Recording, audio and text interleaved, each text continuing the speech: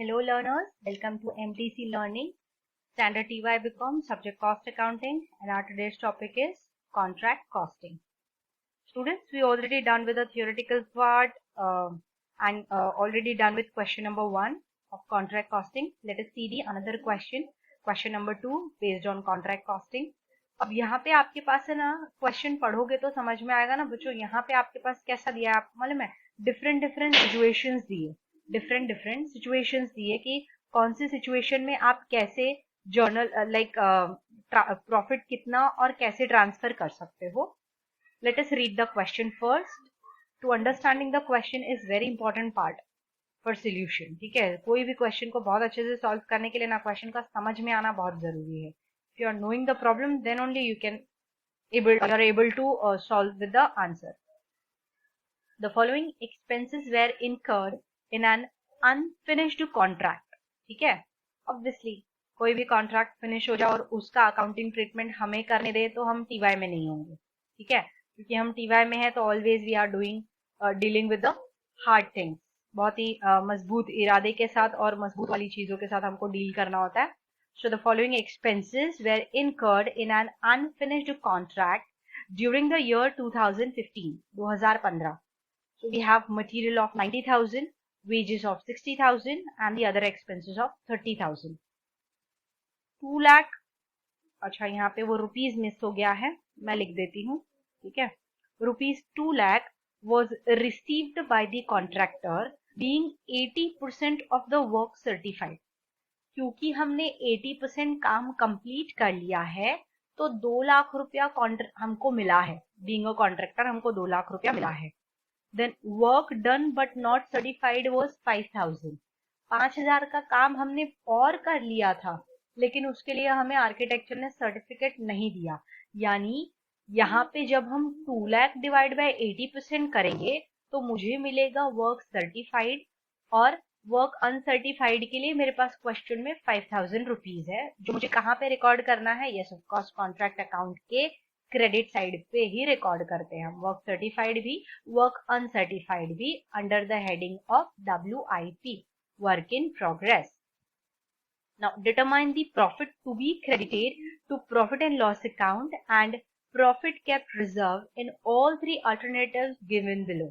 यानी ये पूरा सॉल्व करने के बाद अगर मेरा कॉन्ट्रैक्ट प्राइस इतना है तो कितना प्रॉफिट ट्रांसफर होगा, अगर मेरा कॉन्ट्रैक्ट प्राइस इतना है तो कितना प्रॉफिट ट्रांसफर होगा, और अगर मेरा कॉन्ट्रैक्ट प्राइस 12 लाख रुपए का है तो कितना ट्रांसफर होगा. Like in short you have to prepare one contract account for this question and you have to give 3 working notes for solution of the different contract prices.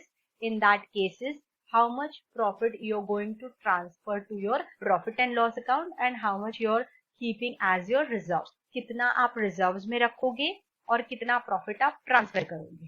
ठीक है, तो एज इट इज सबसे पहला काम आपका क्या होने वाला है बच्चों. सबसे पहला काम हमारा होने वाला है हम कॉन्ट्रैक्ट अकाउंट प्रिपेयर करेंगे.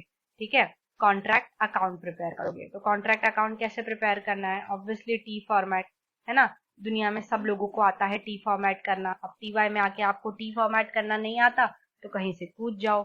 ठीक है, सो यहाँ पे अपने पास कॉन्ट्रैक्ट अकाउंट हमने प्रिपेयर कर लिया. ये रहा मेरा कॉन्ट्रैक्ट अकाउंट. अब ये कॉन्ट्रैक्ट अकाउंट में क्या कमी है, डेबिट के बाद क्रेडिट लिखने वाली कमी है जो मैंने नहीं लिखी है. ठीक है, तो चलो मैं यहाँ पे लिख देती हूँ. ये रहा मेरा क्रेडिट भाई. ठीक है, अच्छा ये रहा credit. Then I'm having particulars, and amount. So for particulars on the debit side of a contract account, I'm knowing that मुझे पता है कि मुझे इस contract account के debit side पे जो भी मेरे expenses हैं, जो भी मेरे expenses से मतलब है जो भी मेरे direct expenses हैं वो रिकॉर्ड होते हैं. तो ये क्वेश्चन बहुत छोटा सा है बच्चों, जल्दी सॉल्व हो जाएगा. तो यहाँ पे मेरे पास सिर्फ 3 ही डायरेक्ट एक्सपेंसेस हैं. पहला है मटेरियल 90,000, दूसरा है wages 60,000 and other expenses of 30,000. ठीक है, क्वेश्चन नंबर 1 किया है so that you are having little idea कि है ना कैसे हम लोग सॉल्व करते हैं. जस्ट राइट दी मटेरियल का वैल्यू which is 90,000. सो यहाँ पे मैंने 90,000 रिकॉर्ड कर लिया. फिर नीचे वेजेस का वैल्यू है 60,000 तो मैंने यहाँ पे 60,000 रिकॉर्ड कर लिया.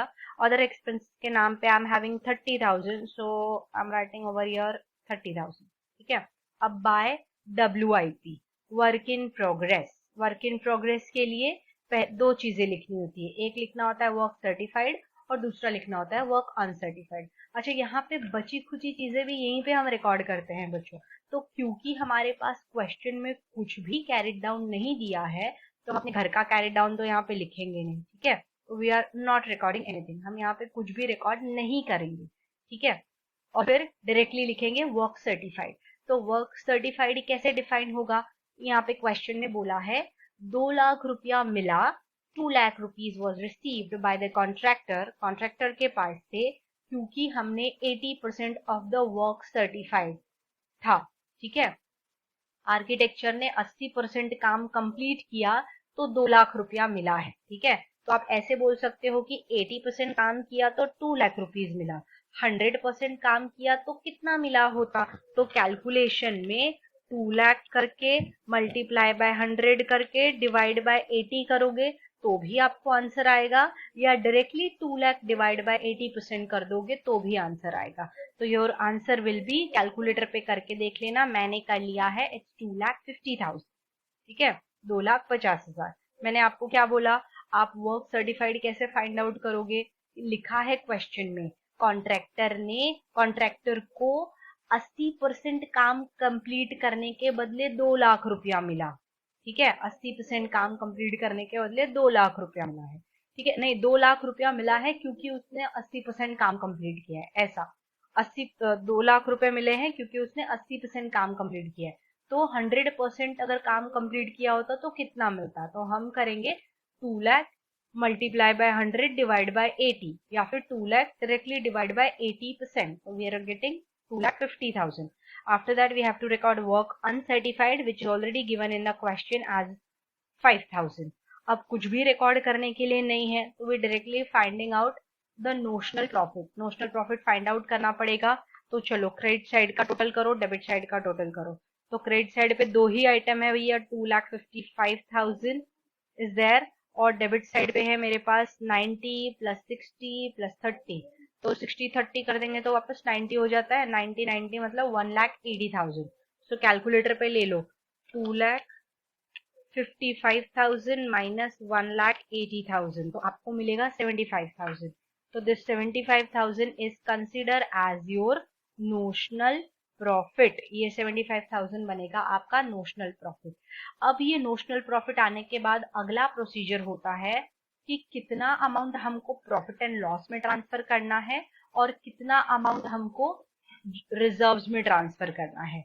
सो हियर इट इज, अगर कॉन्ट्रैक्ट प्राइस 3 लाख रुपया है और नोशनल प्रॉफिट 75,000 है, then how much I have to kept it as a reserves and how much I have to send it to the profit and loss account.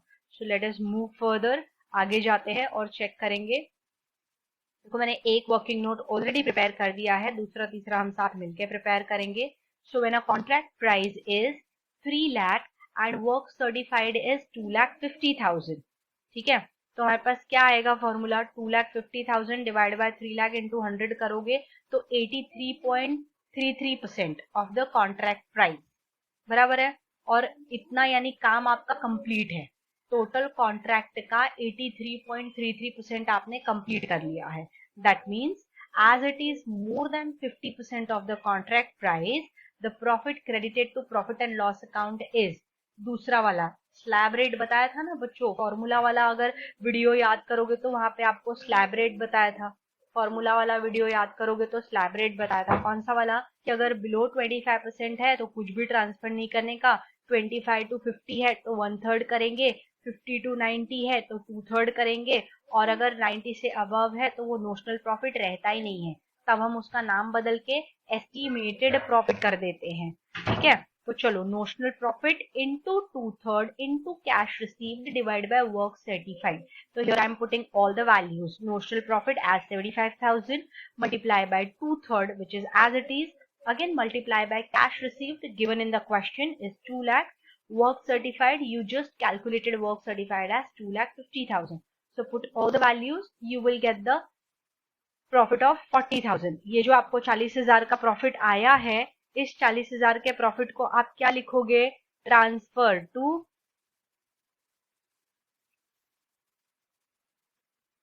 Transfer to profit and loss, profit and loss account. ठीक है, इस 40,000 को आप क्या लिखने वाले हो? Transfer to profit and loss account is 40,000। Now profit in reserves, reserves में कितना डाल देंगे? 75 माइनस 40, जो कुछ भी आया that is 35,000 will be putting into the reserves. 35,000 को अपने को रिजर्व्स में डालना है। ठीक है, अब बात करेंगे कंडीशन नंबर 2 की, सिचुएशन नंबर 2 की, जहां पे आपके पास कॉन्ट्रैक्ट प्राइस का वैल्यू बदल गया है। ठीक है, तो चलो कंडीशन नंबर 2 की बात करते हैं। When the contract price is, ठीक है, तो बाकी की सारी चीजें तो सेम रहेंगी बच्चों, है ना? तो instead of writing all this things what I am doing is just doing a copy paste. ये फॉर्मूला भी बदल जाएगा, है ना? देखेंगे कितना हो जाता है, लेकिन अभी के लिए what we are doing is same. अब कॉन्ट्रैक्ट प्राइस यहाँ पे बदल जाएगा, तो कॉन्ट्रैक्ट प्राइस को चेंज कर दो। ठीक है, ऊपर जाके चेक करते हैं भाई कॉन्ट्रैक्ट प्राइस कितना है दूसरी कंडीशन में। हाँ, 5,50,000। देखो पहली कंडीशन में 3 लाख था, दूसरी कंडीशन में 5,50,000 है। Just put the values like as it is. When the contract price is 5,50,000, ठीक है, बाकी सब सेम रहने वाला है। And the work certified is 2,50,000। ठीक है, वर्क सर्टिफाइड है 2,50,000। तो 2,50,000 डिवाइड बाय यहाँ पे क्या कर दोगे? 5,50,000। ठीक है, 5,50,000 इंटू 100%। ये करो, देखो इस बार आपका परसेंटेज भी चेंज हो जाएगा, यानी कितना परसेंट आपने काम कंप्लीट कर लिया है। So just do on the calculator 2,50,000 divide by 5,50,000, सीधा परसेंट का बटन प्रेस कर दो, 45.45 आता है। ठीक है, सो 45.45% आता है, right as it is. 45.45% of the contract price. It is more than 50% है? नहीं, मोर देन 50% नहीं है, तो हम यहाँ पे मोर देन के बदले क्या वर्ड यूज कर लेंगे? कम है, लेस देन 50%। ठीक है, लेस देन 50% है, यानी सेकंड वाले स्लैब में आता है बच्चों। फर्स्ट वाला स्लैब कौन सा था? अभी बताया मैंने, 25% वाला। दूसरा कौन सा था? 25 to 50। ठीक है, यानी ये सेकंड स्लैब में आता है of the contract price. Then the profit credited to profit and loss account is, कितना हो जाएगा बोलो? ये हो जाएगा 1/3। 1/3 of the cash received divide by work certified. चलो वैल्यूज रखते हैं। तो नोशनल प्रॉफिट में तो कोई चेंजेस नहीं है भाई, वो तो एज इट इज आएगा 75,000। ठीक है, वापस उसको मल्टीप्लाई करोगे आप, multiply by 1 divide by 3, again multiply by how much is the cash received as it is question में जो दिया है। ठीक है, 2 lakh is the cash received, then divide by how much the work certified, just now you calculated, it's 2,50,000। ठीक है, तो calculation में 2,50,000 जरा कर लो, देखो कितना आ रहा है। क्वेश्चन में आया 75,000 into 1 divide by 3 into 2 lakh divide by 2,50,000 gives you 20,000, 20,000 आया। ठीक है, तो this will be profit transfer to profit and loss account. This is the transfer to profit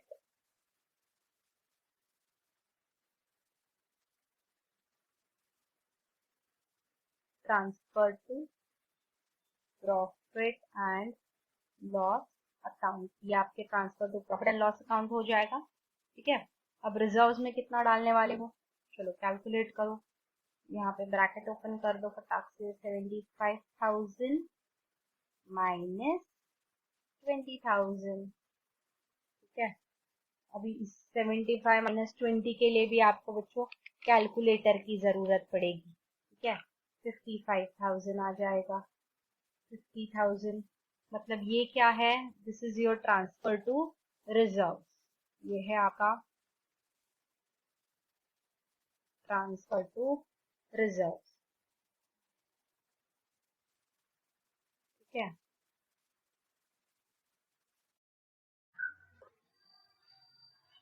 So here it is 55,000 which you are going to transfer to your reserves. Like total notional profit में से जितना अपने को P&L में भेजना है, ठीक है, that is 20,000, वो माइनस कर लिया तो ट्रांसफर टू रिजर्व्स आ जाता है। चलो अभी अपन थर्ड वाला कैलकुलेट करेंगे, ठीक है।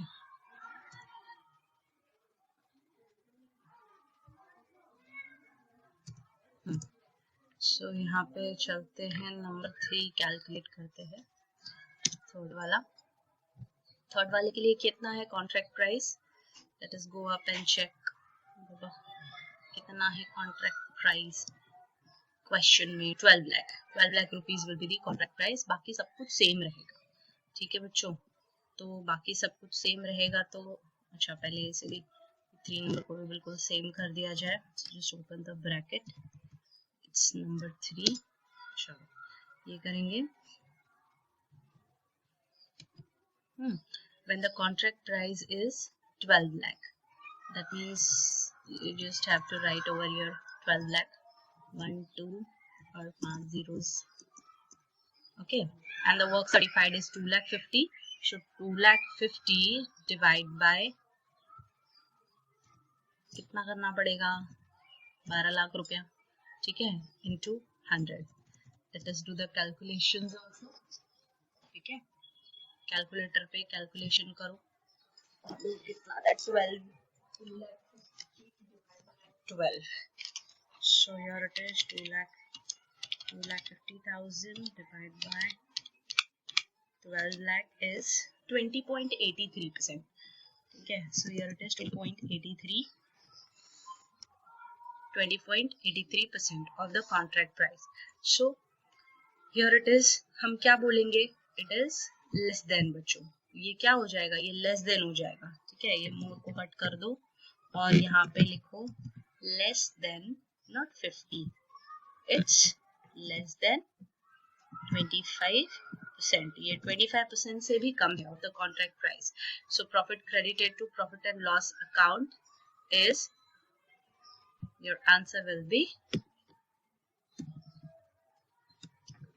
निल, ठीक है ना, कुछ भी प्रॉफिट ट्रांसफर नहीं होगा। क्यों कुछ भी प्रॉफिट ट्रांसफर नहीं होगा, क्योंकि अगर आपको याद हो तो फॉर्मूला जो मैंने आपको बताया था ये सेम उसी के साथ जाता है, ठीक है।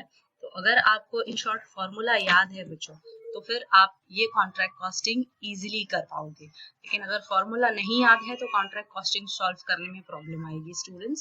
बाकी का इसमें कुछ भी नहीं है, क्वेश्चन बहुत सिंपल है और बहुत सिंपल तरीके से आपको सॉल्व भी करना है, ठीक है। Procedure is very simple. So if you are facing any kind of problem difficulties, you can message me in personal or you can ask your doubts during the lectures. Okay. So we will solve next question in our next problem, in our next video.